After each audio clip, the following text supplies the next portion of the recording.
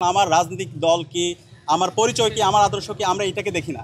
সবার আগে আমার দেশ। এখানে দেখেন, আমি যখন ডাকসুর প্রার্থী হয়েছি অথবা আমি যখন জুলাই নিয়ে যখন কথা বলি অথবা বাংলাদেশ প্রশ্নে যখন কথা বলি, তখন আমার রাজনৈতিক দল কি, আমার পরিচয় কি, আমার আদর্শ কি, আমরা এটাকে দেখি না। সবার আগে আমার দেশ, সবার আগে আমার হচ্ছে বিশ্ববিদ্যালয়। সুতরাং এই বিশ্ববিদ্যালয়কে সার্বজনীন বিশ্ববিদ্যালয় করার জন্য, জুলাইয়ের শহীদদের আকাঙ্ক্ষার আলোকে একটা বৈষম্য ইনসাফিতে বাংলাদেশ বিনির্মাণ করার জন্য আমি মনে করি আমার এই দল অথবা আমার আদর্শ এগুলো কোনো ফ্যাক্টর না। আমি নিজেকে এটার অনেক ঊর্ধ্বে মনে করি এবং আমরা সবাই মিলে আমাদের এই বাংলাদেশটাকে বিনির্মাণ করতে চাই। আমাদের এই ঢাকা বিশ্ববিদ্যালয়কে আমাদের শিক্ষার্থীদের যে প্রত্যাশা, তাদের যে আকাঙ্ক্ষা, সেই আকাঙ্ক্ষার আলোকে আমরা ঢেলে সাজাতে চাই। আমরা হচ্ছে জসিম ভাই থেকে একটু শুনবো, যিনি জুলাই বিপ্লবে তার চোখ হারিয়েছেন। RICL TMX, যুগের পর যুগ স্থাপনা থাকে মজবুত।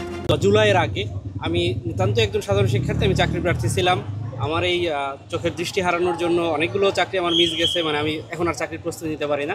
তো সেই জায়গা থেকে আসলে আমি এখন যে পথে, এটা জুলাই আমাকে টেনে আনছে এবং আমি চাই এই যে জুলাইয়ে আমরা যে একেবারে দল মত নির্বিশেষে সবাই রাজপথে নামছি, তখন কিন্তু আমরা কে কোন দলের, কে কোন মতের, এটা আমরা দেখি নাই। আমার মনে আছে আমরা যখন কেউ লুঙ্গি পরা, কেউ প্যান্ট পরা, কেউ পাঞ্জাবি পরা, মানে কেউ ভাবতেছে না যে কে কোন দলের মতো।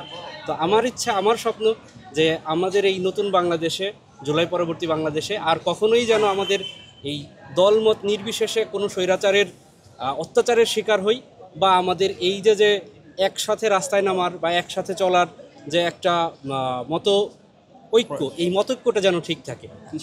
আদর্শ পার্থক্য থাকতেই পারে, কিন্তু দিন শেষে যেন দেশের স্বার্থে আমরা সবাই এক থাকি। ইনশাআল্লাহ। ঠিক আছে, আমরা ধন্যবাদ।